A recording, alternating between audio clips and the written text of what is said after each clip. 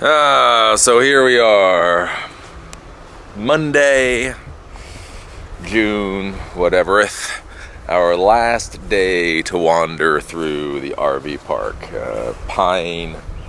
Mountain Pine campground here in the Laurel Highlands. I do have to say the Laurel Highlands are absolutely awesome, absolutely wonderful. Again, I am honest with you folks, and I tell it like it is. So when things go horribly wrong, I tell you they've gone horribly wrong. And when things go surprisingly well, I tell you they've gone surprisingly well. And that's how you always know my opinion is at least honest. Again, it's my opinion. I am not saying I am right or wrong. I'm just saying what my opinion is. And I think that's a valuable thing. Because I know a little people got down on me before when I was complaining about Asia. They're like, oh, you just complain all the time. And I was like, no, I don't complain all the time. Just Asia didn't quite go how I thought it was gonna go. And I have to say, coming up here to the Laurel Highlands in Pennsylvania, it did not go the way I thought it was gonna go here either. I kind of figured this would, I don't know, I kind of thought it would be a little sucky, to be honest with you. Yeah, I never had a great impression of Pennsylvania. I mean, it's fine enough. I mean, it's green, but I don't know. Never really thought much about it. But I have to say, being here is really, really great. Went out hiking again today. Just absolutely, just completely beautiful. Just absolutely awesome. Oh, so this is our last day here. And now, with this day, we're gonna see how this video is doing now. So the video files that I have been creating so far have been really large. Really large. And when I say really large, I mean like really large. So they have been, I do 60 frames per second, so 1080p, 60 frames per second. So I did a video yesterday where I talked for an hour and a half, and that came out to a 17 gig video. And unfortunately 17 gigs is just way too big. So it's been uploading since yesterday. It's about half done now. It's about 54% done. But that is just so big.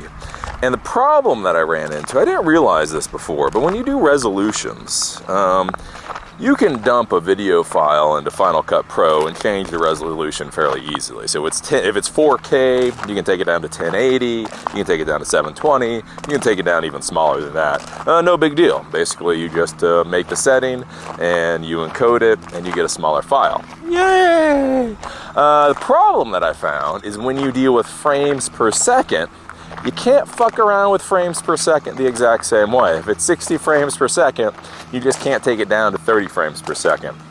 Which I honestly thought you could. So that was my thought, is okay, if it's 17 gigs at 60 frames per second, I'll just drop the frame rate in half, you get 30 frames per second.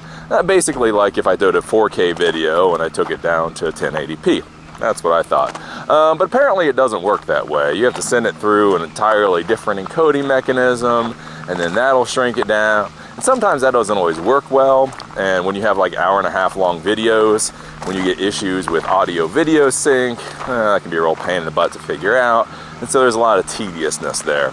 So, unfortunately, especially while I'm on the road, I think I may have to go down to this 24p, or this 24 frames per second. It's not going to be as beautiful, it's not going to be as fluid as you saw before, but at 24 frames per second, it should make the video files much smaller, which means it'll be a lot easier to upload. Because, I mean, you gotta say, 17 gigs per video, that's pretty big, right? And yesterday I was going to show you folks all these other videos. So I've been taking like videos with my little small camera while I've been traveling around, while we've been going hiking and all that. But then with Final Cut, there's like some weird thing with the encoder where by adding on, I don't know, 3 minutes, 4 minutes of those video clips, it went from a 17 gig file to a 27 gig file. At which point I just shook my head and went, well, screw that. Right, because you got the codecs, you got the encoding, there's this and that and the other thing. And so a nice thing, the nice part with Final Cut Pro is it puts out very high quality. You get very good video out of it. The bad part is, like, sometimes those video files can be really large. So that's why you didn't get the video files yesterday. So that's what we're doing now. We're bringing it down. We're bringing it down to 24 frames per second. And hopefully this won't be god awful. Hopefully it won't make you sick. And even if it does, I'm not sure what else to tell you. You know what I'm saying? It's just kind of one of those things. That's, as they say, that's how it goes. So we're walking through the RV park today because it is now back to being a work day, a weekday, and everybody's gone. Like with these RV parks, it's really weird. Like during the week, nobody is here. Internet works great, nobody's here. It's like you've got the entire place to yourself. And then as soon as the weekend comes, everybody piles in. From like Friday at 5 o'clock to like Sunday at 10, the place is crowded. And then after that, everybody goes away. So we'll be walking through the park. So hopefully this time people won't bug me. But you never know. Because literally yesterday, I couldn't even make that up yesterday. I am sitting in the middle of a field. I am sitting in the middle of like a 20-acre field. And I still have 2 people come up to me. I can't make that kind of crap up. It's like, I don't understand. I don't understand. Oh, so one of the questions that came up, no, not one of the questions, but one of the comments that's come up with my whole blathering on about the whole adoption thing and some other issues, is there are some people out there that have been very concerned. And they're like, I don't understand this whole censorship thing. Eli, I don't understand why you're condoning censorship, all right? So I talked about the whole question about adoption and why you shouldn't ask people whether or not they've thought about adoption. Because it's just one of those, it's just a can of worms, as we say it in the United States. I would call it a can of vampiric blood-sucking worms. It's just one of those things, like it's the kind of question that you ask, and then there's most likely not going to be any good answer on the other side. And especially if you're the type of person to ask that question, even if somebody does give the answer, you're probably going to ask even more questions, and it's just going to get all kinds of badness, right? And so there's a lot of questions like that you should just kind of, I would argue that you just kind of stay away from. There's an old saying that I've heard before, is that you don't ask a question that you don't already know the answer to. And the reason for that is, especially when you're talking with people, you want to keep the conversation going, you want to keep the conversation fluid, you want to keep them comfortable with you. And so, here's the thing, is if you start asking questions that make the people uncomfortable or want to shut up, then they all in fact will be uncomfortable, they will shut up, and that affects not just this conversation, but every conversation you may have going into the future. And again, as I say, you can never be successful alone, you have to be successful with other people. So the more people that are willing to talk with you, the more people are willing to have a conversation with you, the more likely you are to be successful. The more people that are uncomfortable with you, the more people that don't want to talk to you, the more likely that you will be a failure. And that's just how it is. So if you go and you start asking, uncomfortable questions that people don't want to answer, then they'll clam up, and then they basically permanently brand you with the title of person who asks obnoxious questions, and then they don't deal with you, other people don't deal with you, and the whole 9 yards. So I talked about that, like with that's the whole thing. It's like, hey, do you have kids? And if somebody says no, we can't have any kids, basically the idea is, that's a statement, drop it, go on to the next thing. Oh, okay. What do you do with your summer vacation or whatever? Right? But again, when I say, oh, have you thought about adoption? See, that opens up this whole thing of, well, what if people have thought about it, and what if the reasons that they don't want to do it are all kinds of nasty things or whatever, right? Like I said, I don't want to do it because I've dealt with a lot of people in life, and the people that I have blood relations with, I deal with, I at least don't drop off the face of the earth very easily, and the people that I don't do. But even with that, I get a lot of people arguing. And that's the thing, is you don't want to argue about something as personal as that. As soon as you start arguing about something as personal as that, then you just want to, give everybody the middle finger. So things like, oh, have you thought about adoption? Or if somebody gets fired, being very careful about talking about, oh, why did you get fired? I mean, that's the thing. Like if somebody says, I lost my job. You don't necessarily want to ask why. Because, what if the reason why is because they're tiddling the secretary or something, right? It's not necessarily something that they want to go into. So it's like, I lost my job. You're like, oh, okay. So what are you thinking about doing next? See, if I ask you, what are you thinking about doing next? That's completely open. That means you can be relaxed. That means you can basically give me whatever answer you want to give, and it's all good, right? Whereas if I say, oh, why do you get fired? See, that opens just up that can of vampiric worms where it's like, do you really want to know why they get fired? So there's just these conversations. But some people said, whoa, I don't understand, Eli. I don't understand why you condone censorship. And here's my thing. I don't understand with all the 14-year-olds and this whole... I'm not really sure the 14-year-olds really grasp the idea of the First Amendment. There's this whole idea of like free speech.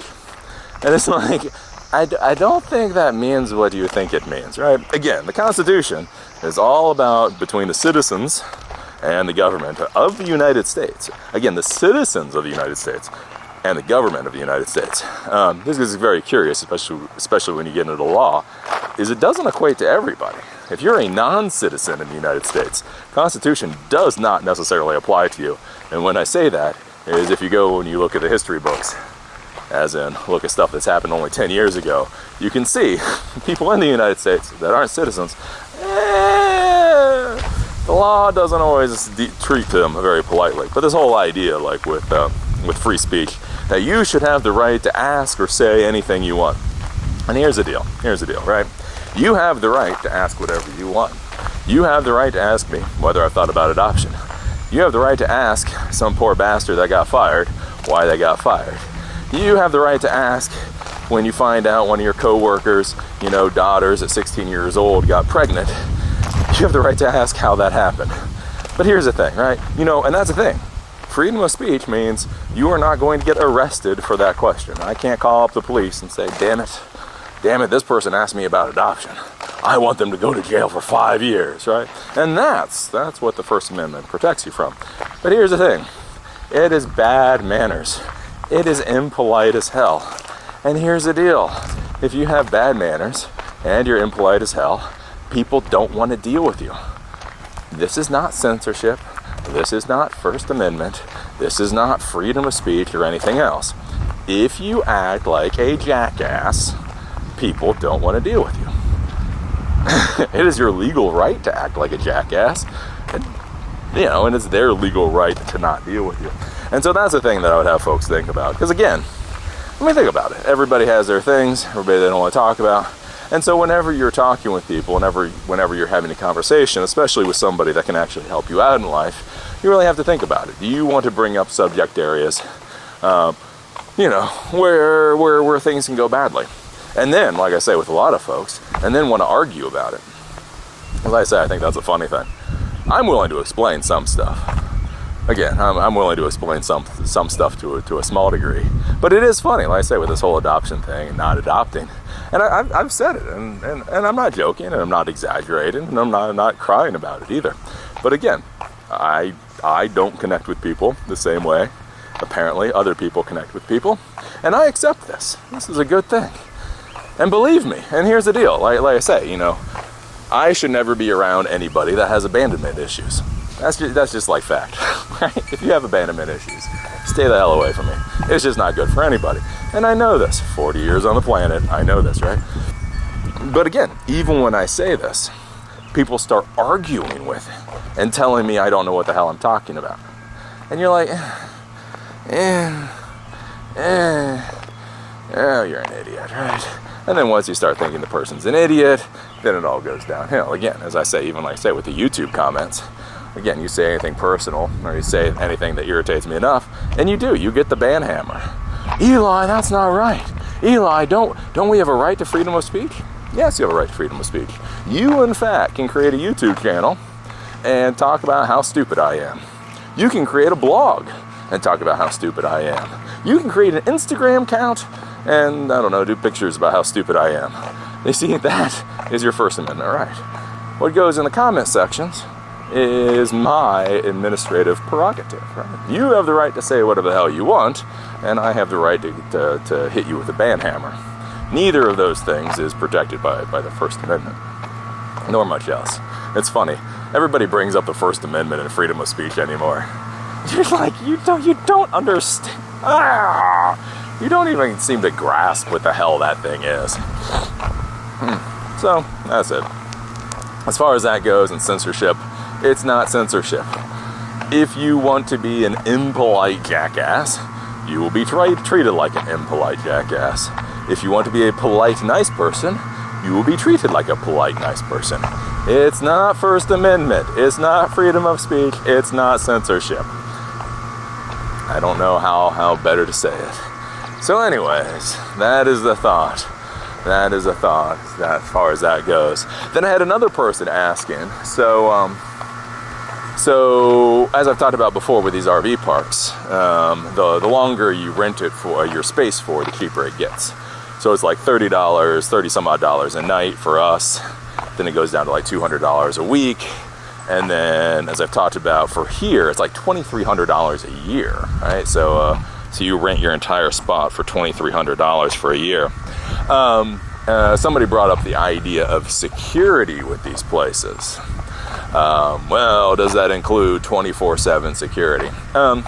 Well, here's the thing. With most of these places, like with this place, there actually is some geezerly old security guard, the one that came and started bugging me yesterday, right? So there is security of a sort. Basically a geezerly old guy that wears a shirt that says security on it.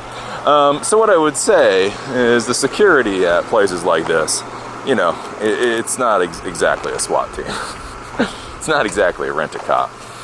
Like, yeah, it's not, yeah, rent-a-cop is probably a little bit above this place. But what I would say is a lot of people with the whole security thing, is most of these places, as long as they're for, as long as they're for like tourists, or as long as they're for like vacation or whatever, you normally don't have to worry about too much insecurity. So we've been in our travel trailer, like I said, we've actually been in it, staying in places 7 months. So we're now north of 7 months. We've been into a lot of places. And honestly, the security concern really isn't that big a deal. We've never had any issues with any of the places that we've gone. Now, you do have to realize with RV parks, just like with any kind of community, there are different communities. There are the upscale communities and the ghetto communities.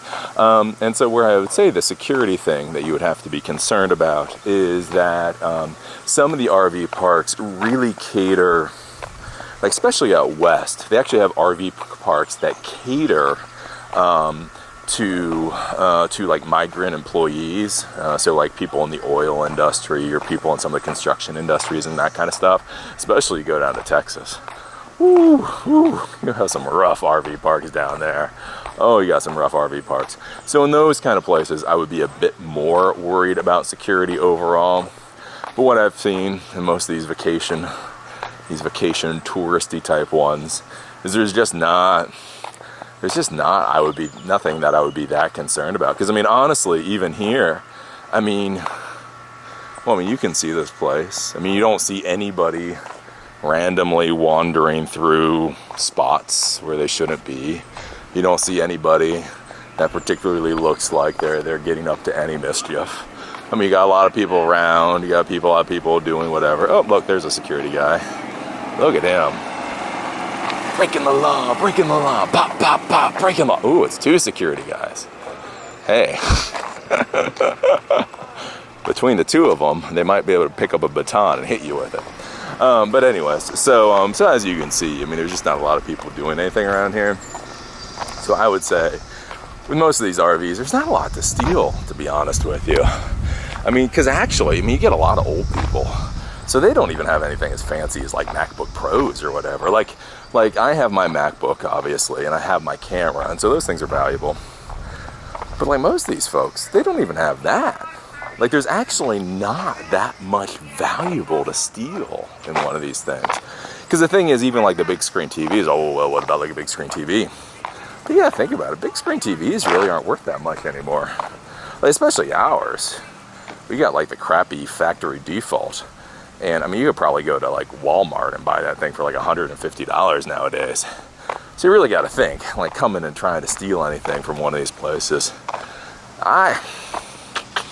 I really don't think there's much of a worry, at least like I say, in places like this. So again, I've heard a lot of people talk about that, like with security issues.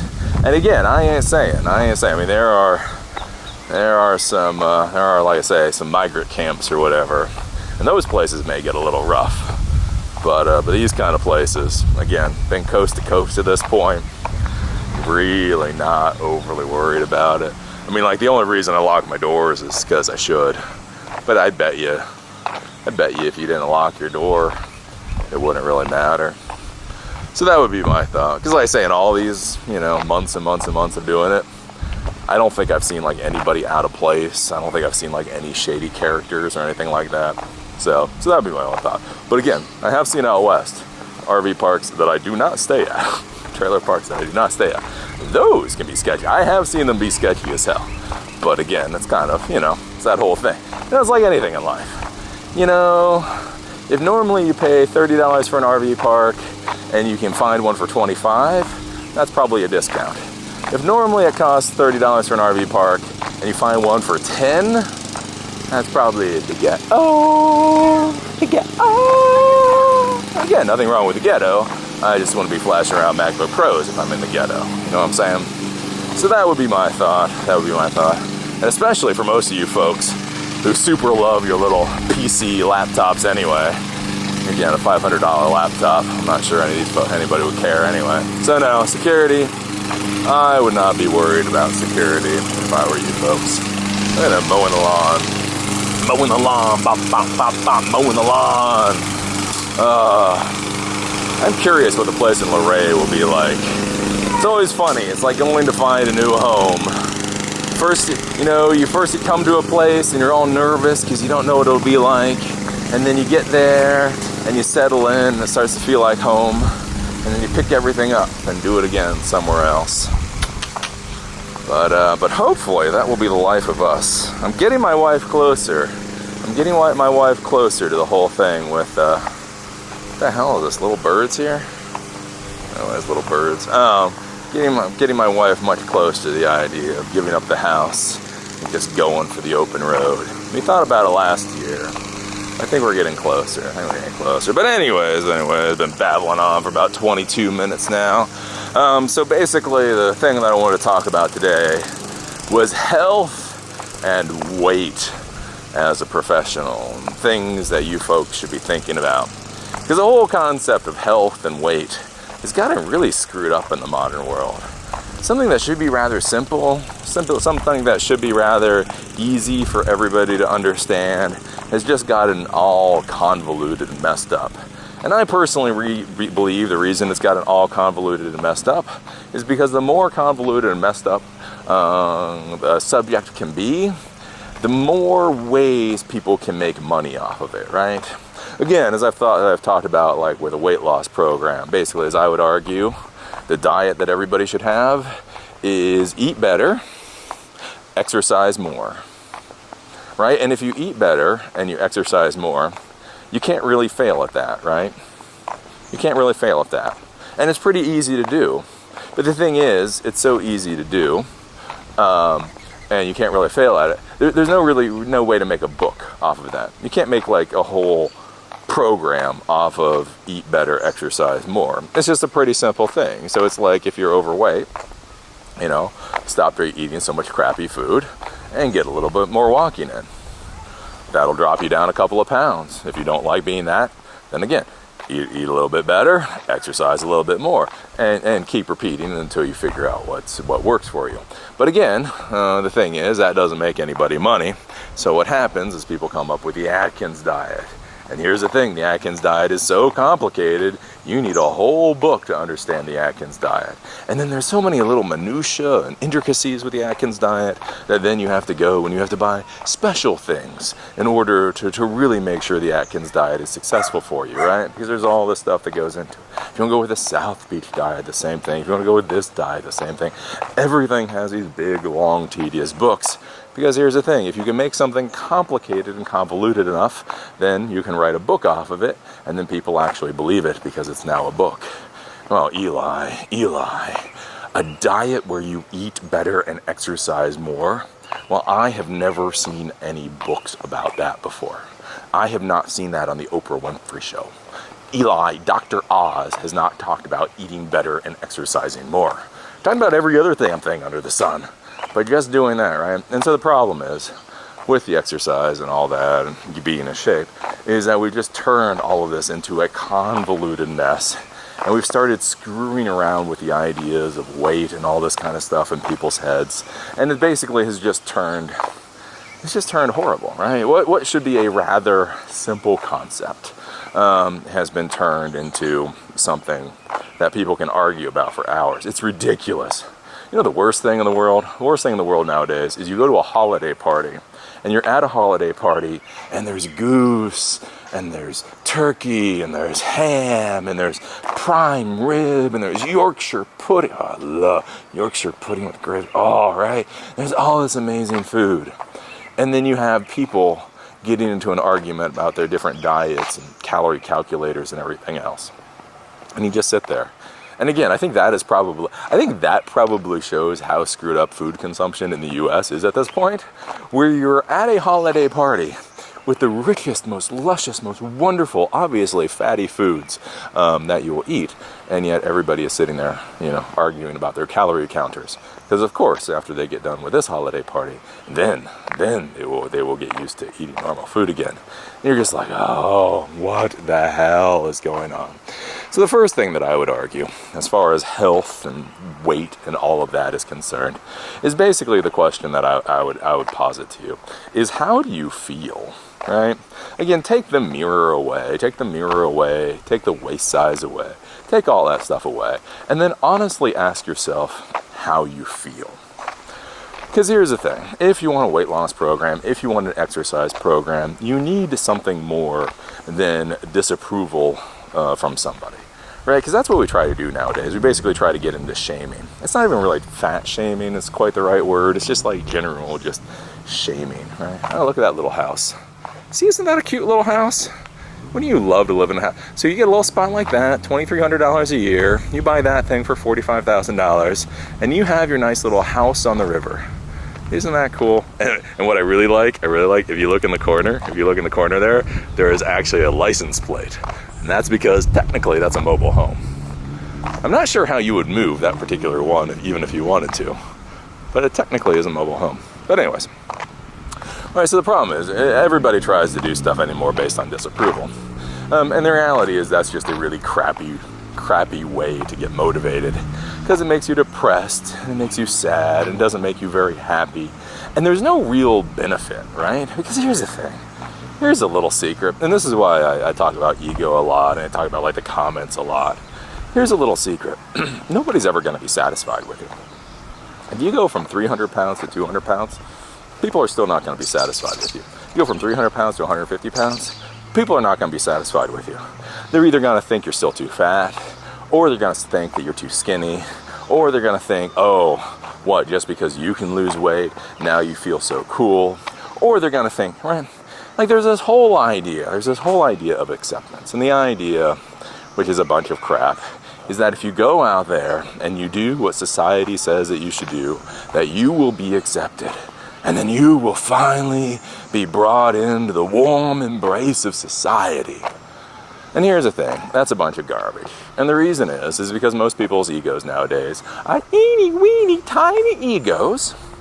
And the issue is that in order to cope with their eeny weeny tiny egos, people can do one of two things. Either they can become buff, tough, cool, awesome, well-read, amazing human beings, or they can beat the crap out of other people and make other people look small. Again, remember, everything is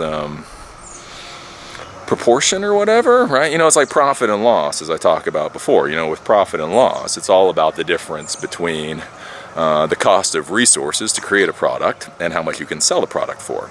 So if you're somebody like me, I figure you should sell a better quality product, so I increase the cost of inputs and then increase the sales price. That increases my profit.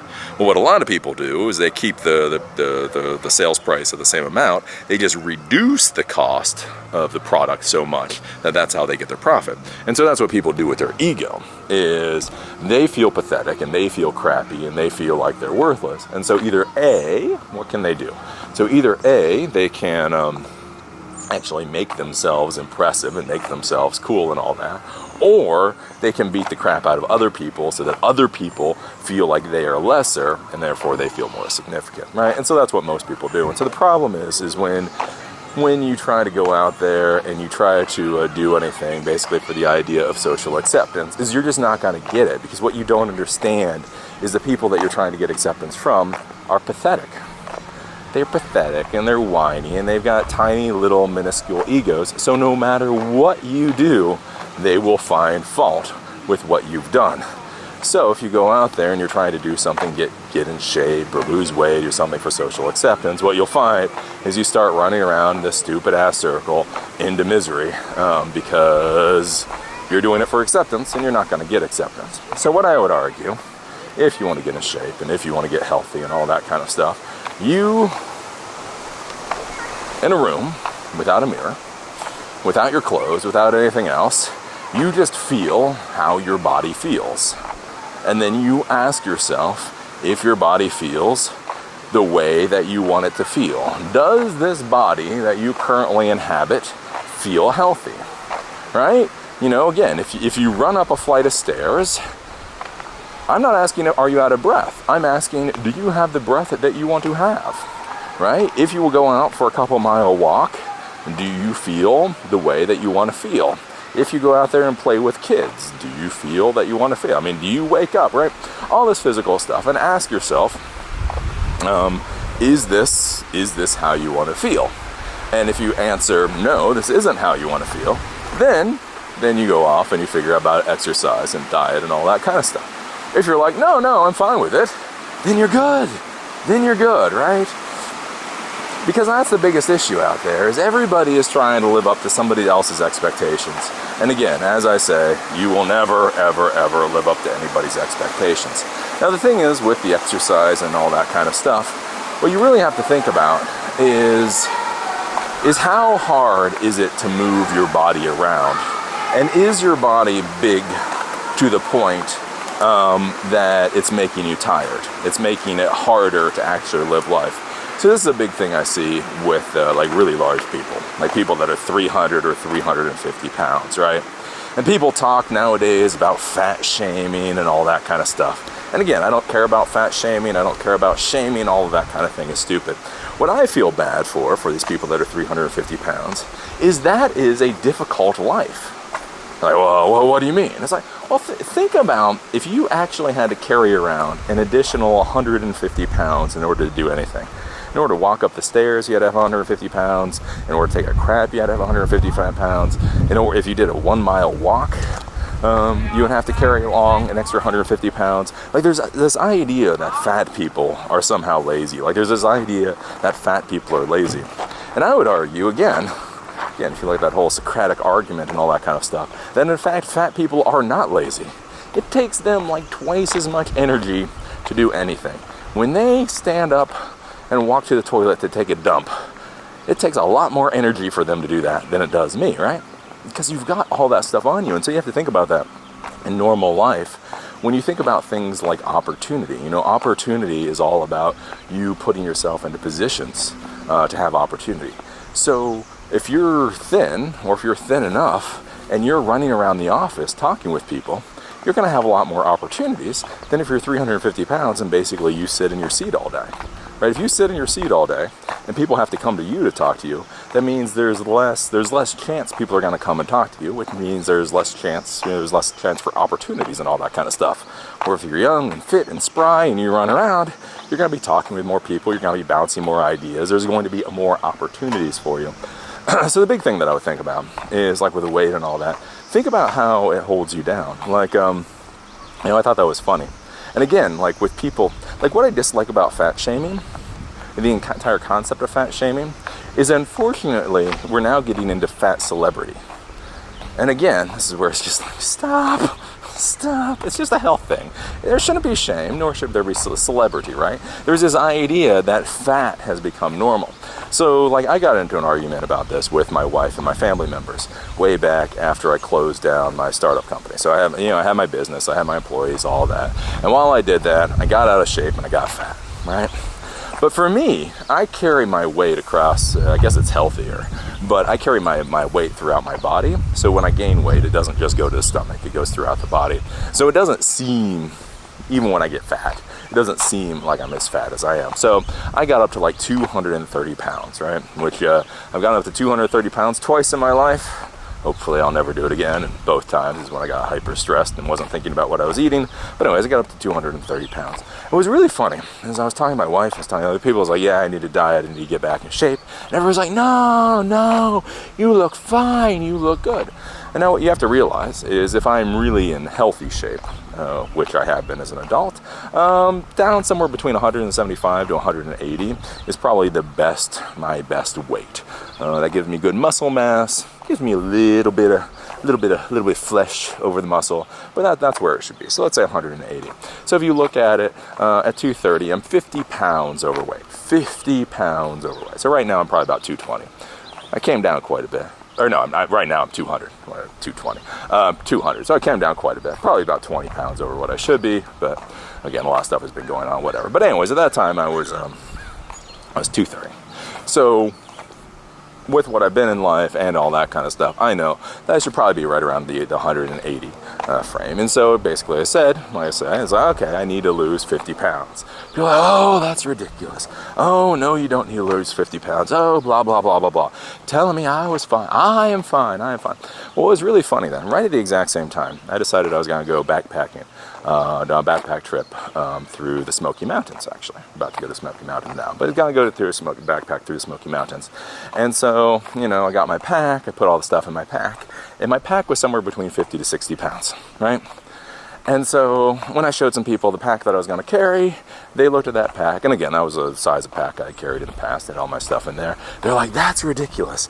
I can't believe you're going to put that on your back and hike through the mountains. Now, I want you to think about this for a second. Right? So when I am 50 pounds overweight, when I carry 50 pounds of fat, that is considered A-okay. That is considered normal. That is considered, oh, what are you worried about? Yet, when I'm going to carry a 50, maybe 60 pound backpack, that is considered ridiculous. That is considered beyond the pale. And I think that's a weird thing that we've gotten into in this world, where we've just kind of stopped thinking about like weight and all that kind of stuff in a rational way.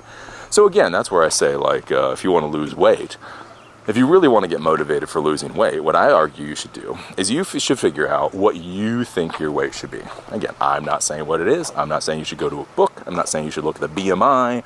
I'm saying, especially if you're an adult, you've been up and down the scale. So figure out where you think you were healthiest, where you would be happiest, reasonably, right? Now, subtract that from where you are now, right? So if you think you should be 160 pounds and you're 200 pounds, that comes out to you're 40 pounds overweight. If you think you should be if you think you should be 190 pounds and you're 200 pounds, that's 10 pounds overweight, right? So just figure out how much you think you're overweight. And if you want to get motivated, all I want you to do is I then want you to go and find a weight, a dumbbell weight or a barbell weight, that is the weight that you think you're overweight. And then I want you to pick that weight up. And then I want you to walk around a little bit with that weight in your hands and really feel how heavy that weight is. And then ask yourself whether or not you want to lose that much weight. Because again, you just think about it. Like if you think you're 40 pounds overweight or 50 pounds overweight, and you pick up a 50-pound dumbbell, and you think, every time I stand up, I am carrying this much extra weight. Every time I go to the bathroom, I'm carrying this much extra weight. Every time I go upstairs, I'm carrying this much extra weight. I think that is kind of the motivating factor there, because you think about it. I mean, you think about like energy and how energetic you are or how tired you are. A lot of it goes into like how much energy are you burning, right? If you're carrying around 50 extra pounds, that's 50 extra pounds that you have to carry around no matter what you're doing. So if you're overweight and you're tired all the time, again, it goes into just this whole, use some damn common sense, I would ask with a lot of people.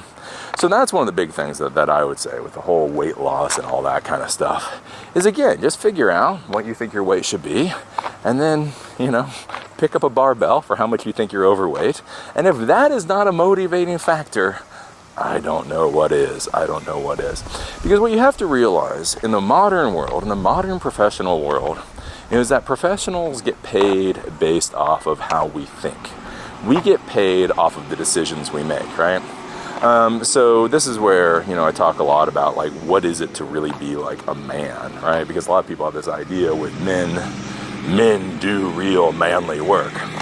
And the problem is, in the modern world, yeah, kind of, sort of. But the really important thing is the decision you make, right? So as a technology professional, the most important thing is deciding what the next course of action should be. And then once I've decided that, then I'll do it like 50 times. So basically you sit there and you decide how computers should be tuned up. And that's what takes a lot of energy. That's what's difficult. And then once you've decided that process, you then go out and do that to 100, 200, 1,000 different computers. Right? So you're going to be repeating the exact same process 1,000 times. So you better make sure that whatever decision you initially make is the best. So again, the more energetic you are, the more awake you are, the better you feel, the more likely it is you're going to go and you're going to actually make good decisions, right? If you feel like a slug, if you feel tired, if you don't really want to be doing whatever it is you're doing, you're going to make bad decisions, and then you're going to replicate a bad decision 1,000 times. So that's one of the big things to be thinking about there. So as far as, like I say, the weight and why you should do it, those are the thoughts. And again, not fat shaming. Again, I don't care what weight you are. But I feel bad. Like, you look at people that are 300 pounds overweight. I know people that are 300 pounds overweight. And you just think about, like, how much weight that is to carry. And again, I mean, people always talk about things like the heart and all that kind of stuff. But me, having lived an active life, like, one of the things that I'm worried about now, because I do have some issues, is things like joints, right? Because again, from the military, I have issues with my wrist, and from martial arts, I have issues with my elbow. And so one of the things you start worrying about is, okay, if you figure I have 80 years of life, so I got probably 40 more years left on these joints, the more wear and tear you put on joints, those things break down and they get injured permanently. So again, you figure somebody that has 100 extra pounds, and even simply walking, think about all that extra pressure being put on their joints. And then, if they don't do anything about the weight, and their joints do start going bad, again, think about how hard it is on the joints when all the joints are still solid and good. But then imagine once the joints start breaking down. And so now it's 100 extra or 150 extra pounds or whatever, not on good solid joints that already suck, that make you tired, but now that's pounding down on joints where the cartilage is breaking. You're starting to have like tendon issues and all that kind of stuff. Right? That seems really, really horrible. So those are my thoughts there and all that kind of stuff. Then the question comes, well, how do you lose weight and all those things? And I have lost weight and I have gotten into shape and all that kind of thing. I'm not in the perfect condition right now.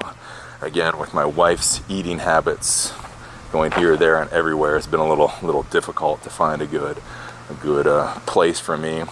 But again, what I would argue is you simply think about just eating better, right? I mean, just thinking about how can you eat better? So things like beer, right? Beer and soda that has sugar in it, those have a hell of a lot of calories. Those just have a massive amount of just completely empty calories in it. So one of the things you think about is this: do you really want to put those many empty calories into your system? Now, some of you, and again, I'm not against drinking. Unfortunately, my system doesn't like drinking anymore, so I should stay away from it. But again, you might be saying, like, oh, well, Eli, I like my drink. But again, that's the thing to think about. Are there other less caloric options for you? A nice rum. Have you ever had just a straight rum neat? Oh, that has alcohol in it. It has a crap ton less calories. To get yourself drunk on rum should have, I'd have to do the math, but should have a lot less calories than getting yourself drunk off of beer. Because one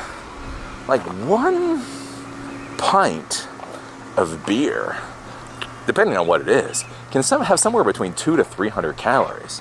So if you go to the bar and you go to happy hour and you're a young person and you even put down 3 beers, that can be 900 calories of beer, right?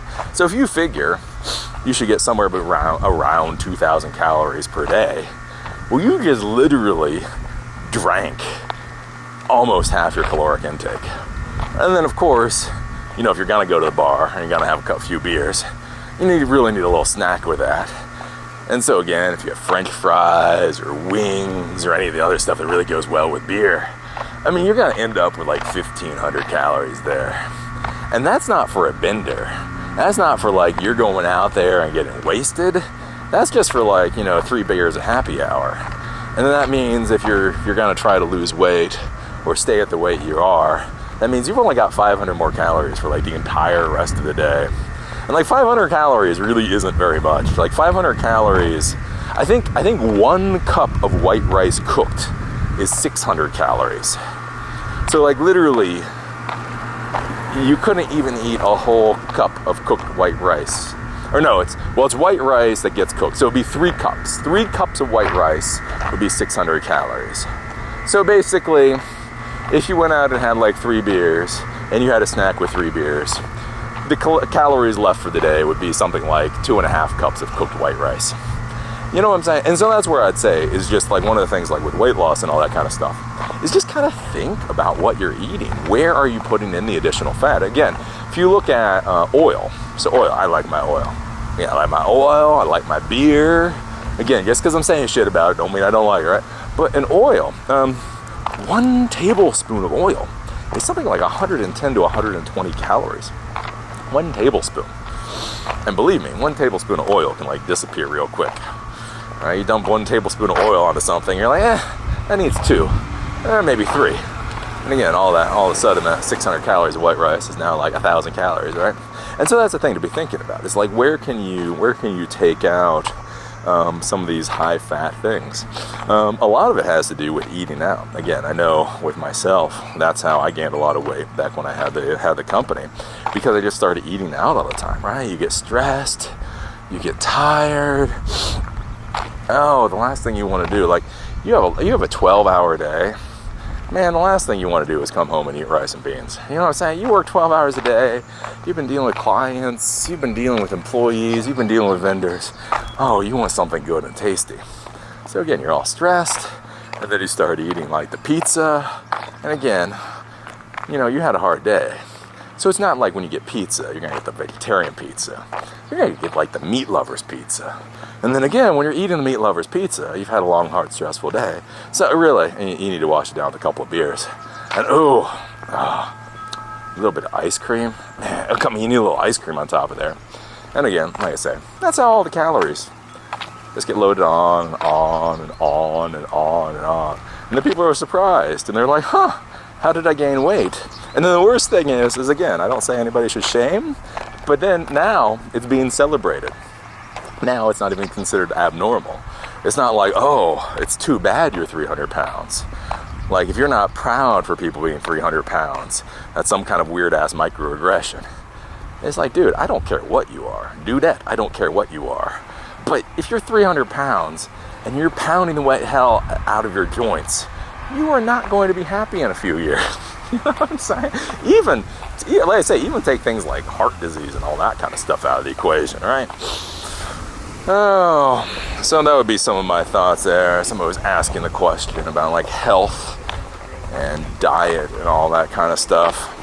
I mean, really, basically, if you want to stay healthy, what I would argue is remember that the more stressed you are, the worse you take care of your body. Do remember, in the natural world, in the world of the lizard brain, you're not supposed to be stressed all the time.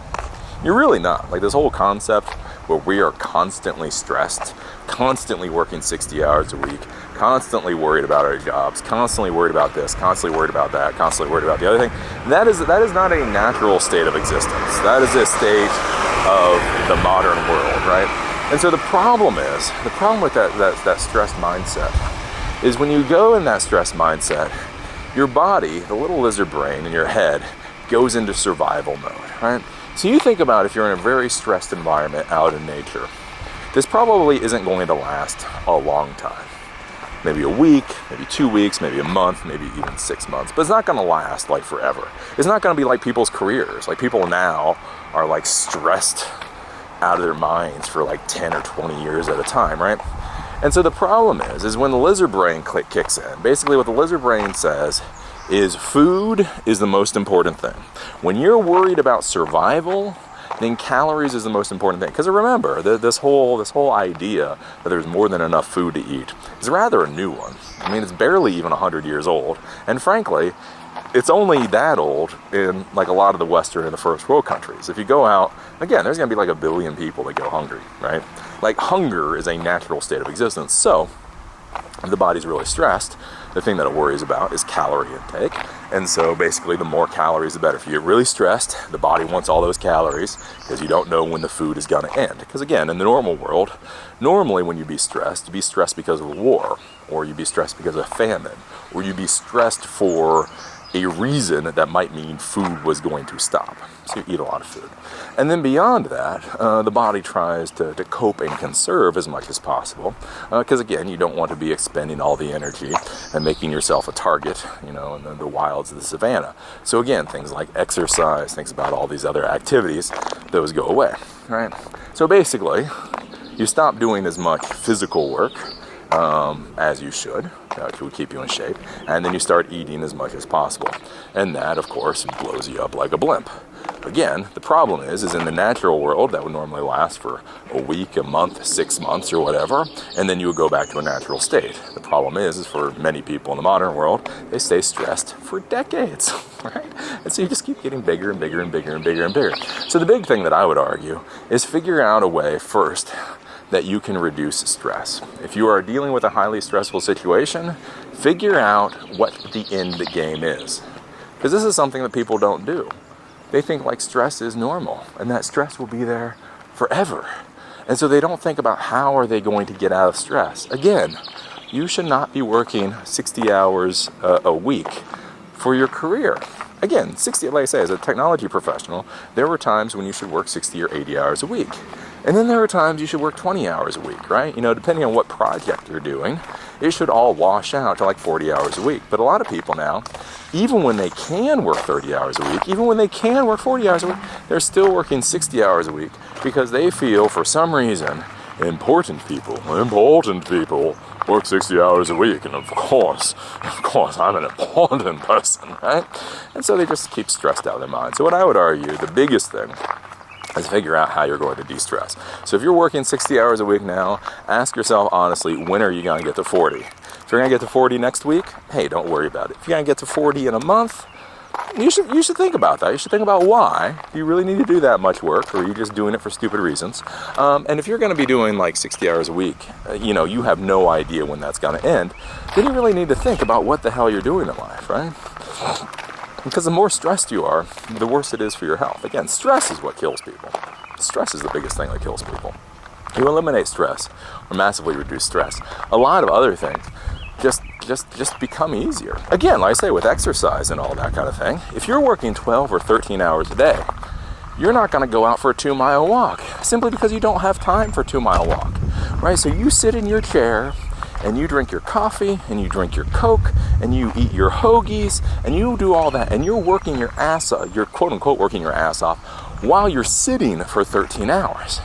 And then you get done and then you're all stressed and you're all tired and then you don't even want to go out for a walk, right? So I would say the big thing is reduce stress. And then once you've reduced stress, then go and you look at your life and you figure out how you can eat better. What I would say is do be careful of processed foods. The modern processed foods, it's incredible how much calories they pack in to a very small portion. Again, like I say, when you think about soda, when you think about beer, when you think about ice cream, when you think about all these foods that are out there, they're just so calorie intensive. So I would argue you go out there, and again, you just start thinking about cooking whole foods. And again, I am not a vegan. So I don't care if you're cooking steak, I don't care if you're cooking cauliflower, I don't care what you're cooking. But think about cooking like real food. Because I think if you reduce stress in your life and you start eating real food, you'll get down to a much more reasonable position. And then from there, you can figure out what it is you really want in life, right? Again, if you're 10 pounds overweight, probably doesn't matter. If you're 20 pounds overweight, still, it's fine. It's once you start getting really above that, and then you start getting all those issues.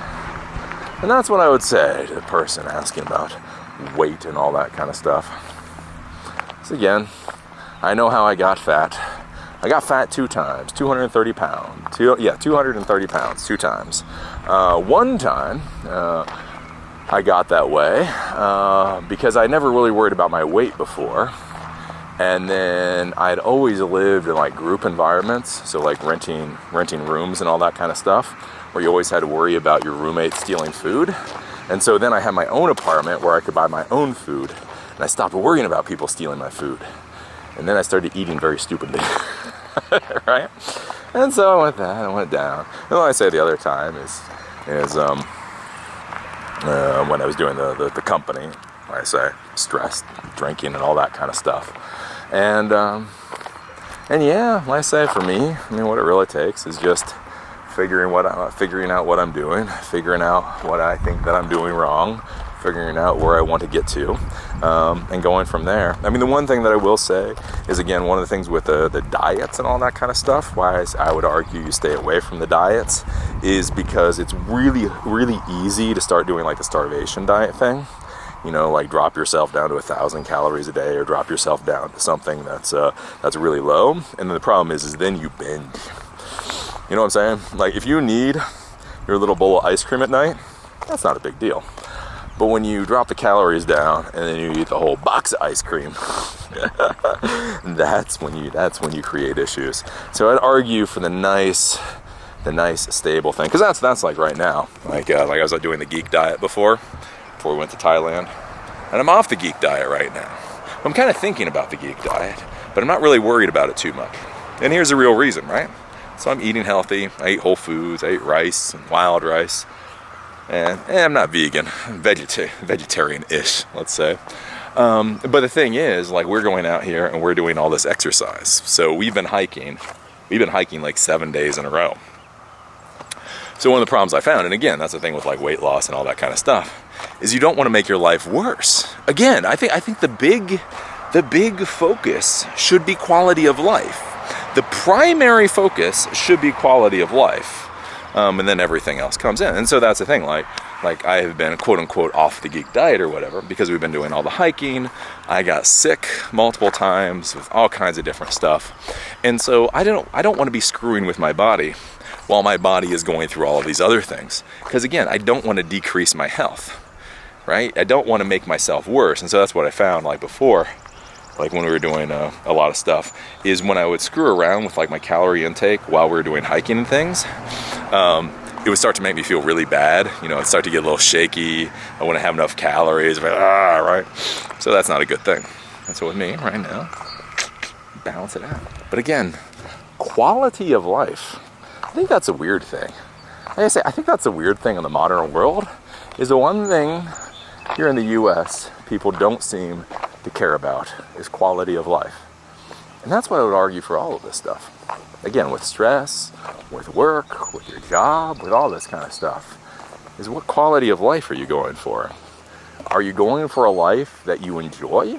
You're going for a life that you wake up in the morning and you want to see the rest of the day? Or are you doing some kind of life where you're just miserable all the time? I think a lot of people are just miserable all the time. And they really don't need to be. Because again, like I said, that's the whole thing with like stress and all these diets and that kind of stuff, is again, it all goes back to communication. Like what I said before about, you know, censorship or whatever else. It's all about communication, right? The more people that talk with you, the more people that are comfortable with you, the more people that respect you and all that kind of stuff, the easier life will go, the more opportunities that are provided. So again, when you walk in and you're bright-eyed and you're bushy-tailed and you're excited and you're awake, those are the types of people that people want to interact with, right? If somebody says, "Hey, Bob," and you turn around and you're like, "Hey, what's up? What can I do for you?" Right?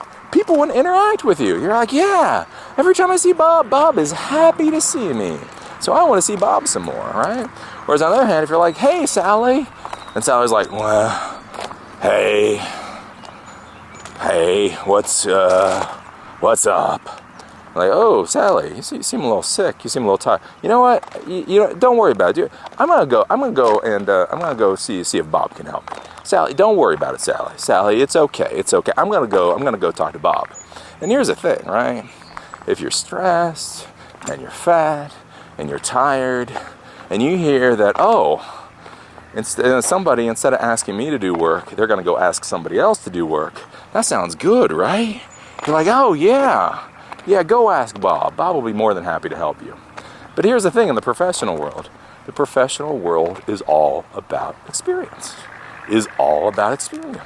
So if Bob is getting 10% more experience every day than you are, that means Bob's career is going to go 10% faster. Gets 50% more experience than you are, it's going to go 50% faster. And some of these poor bastards, if they get 100% more, they're just going to fly away. And then you're just going to get even sadder. Because Bob was here, and then everybody liked Bob, and then Bob got promoted away. And then Sarah Beth was here, and then everybody liked Sarah Beth, and then she got promoted away. And Jacqueline was here, and everybody liked Jacqueline, and then Jacqueline got promoted away. And poor Sally. Sally has been doing the exact same thing for years and years and years, and nobody can really understand why. Because it's not that Sally isn't effective, it's not that Sally isn't good enough, but it's just like Sally just doesn't have that thing, right? And the reason is because every time you go to ask Sally to do something, she's always like, what? Where you go ask Bob and like, hey, how can I help you? And you ask Sarah Beth, darling, I would be more than happy. I'd be more than happy to help you out, right? And Jacqueline is be like, well, I'll tell you what, if you do something for me, I'll do something for you. But when I do something for you, you'll be happy with what I do, right? And poor little Sally's like, oh, right? And I know some of you are laughing because you know it be true. So anyways, that is the talk today. And as I say, I bet like Eckhart Tolle and all these things. I need to come up with like the 10 principles of Eli. Because I swear to you, that's really all there is to it. There's like 10 things. And if you do those 10 things, then life will go well for you. And if you don't do those 10 things, life won't go well for you. And it's really pretty simple. But the whole thing, like I say, the whole thing in life you have to remember is this is a group effort. Again, we are tribal creatures. Truly. It's like, no, truly. We are tribal creatures. So when you realize we're tribal creatures, then things make a little bit more sense, right? So if you figure that, the only way that you can be successful is if you make other people successful, right? The only way that you'll be successful is that people want to come to you for work. Again, that's one of the saddest things. This is one of the most depressing things I see. People at their jobs, and then they run away from work. And they tell me all the reasons why they shouldn't do their work. The reason I shouldn't do the work is, and the reason I shouldn't do the work is, and the reason I shouldn't do the work is. But here's the thing, that work is what's going to get you experience, right? If you're 20 years old and you're running away from work opportunities, again, while you're getting paid, I'm not saying after the clock, I'm not saying any of that kind of stuff. You get paid hourly or you get paid salary, and while you're at the job, you have the ability to do work, but you shy away from it, or you try to shirk it off on other people, and you're not being smart. You're not being cool. It's not, hey, right? Because that means that's all the experience you're giving to other folks. I mean, the way you get more money in life, the way you get more prestige and all that kind of stuff is the more you can do, the more experience you have. When people know they can come to you and that you'll get the job done, that's basically what they want, is they want to know when they come to you, they can get the job done. So when you're 18 years old and you're making pizzas and they come to you and they need a pizza and you make them a pizza, that is the thing. It's that getting. So, and then you go off and you start manufacturing widgets, and you go off and become a manager, and then you go off and become a CEO. And again, basically when you're the CEO, it's the same thing, that you give the people what they want. And if you do that, you're successful. And if you don't, right, this is all experience. So that'd be my blathering. For today. I see we're up to 1 hour and 3 minutes, 63 minutes. I am curious how this 24 frames per second goes. Because it's weird. Like when I look into the camera, it seems a little jittery. I do have to say it seems a little jittery. That may just be the camera. That may just be like my view of the camera. I hope it doesn't look jittery in real life. Because there's just something about it that just seems to lag a little bit. I don't know. And I guess I won't know until I actually look at this on the computer. So hopefully this looks good enough. Because again, the big problem is 17 gig. 17 gig video files. Those suck to upload. Those absolutely suck to upload. So while we're on the road, we may have to be down to this whole 24 frames per second. So we'll see how it goes. But yeah, that's how it is. That's how it is. Those are my thoughts for the day and all that kind of stuff. But again, the big thing for people to remember, again, like I say, there's this whole thing in the world right now, First Amendment or all this kind of stuff, freedom of speech. And I think that something got lost along the way is like basic manners. Again, it's not about freedom of speech or any of that. I think that's where people get lost, is they think it's about freedom of speech. All this stuff is about freedom of speech. But remember, success comes from conversations. Conversations is a two-way road, right? Conversations is I say something to you and you say something back to me, and that's how you get somewhere. I have a conversation with Ron, I have a conversation with Ed, I have a conversation with Tony, I have a conversation with the people that do what I need done in life. And that's a conversation. I say something, they say something, I say something back and forth and back and forth and back and forth and back and forth, right? That's conversation. Right? So people have freedom of speech, right? Ron can look at me and say, "You're ugly." Right? Ed can be like, "Eli, you're an arrogant bastard." And here's the thing, they have freedom of speech. If Ed looked at me and said, "Eli, I think you are the most egotistical bastard that has ever walked across the planet. I have no idea why your wife stays with you," he would have every right to say, Ed has every right to say that, has every ability to say that. If he says that, I could not call the police and have him arrested. I could not sue him and earn any money. I couldn't. But here's the thing, right? I've given Ed's robotics center somewhere between $30,000 to $50,000 in gear, plus cash, plus donations. So here's the thing, it's a conversation. Ed can call me whatever the fuck he wants to call me. And I never have to donate another dime's worth of equipment to him again. We both have that right. Right? And I think that's the thing that people miss out on, is they feel like I have the freedom of speech. You should not silence me or whatever. The thing is, I'm not silencing you. But if you come across as an egotistical ass, then I also don't have any reason to keep the conversation going. And again, if people don't keep the conversation going, then how do you get to anywhere in life? Everything is a conversation. Everything is a conversation. I am telling you, again, one of the things I will beat into your head, the 10 principles of Eli is keep the other side talking.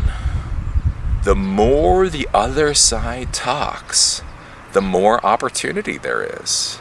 The more opportunity there is for them to figure out how you could be valuable to them and why they might want to hire you.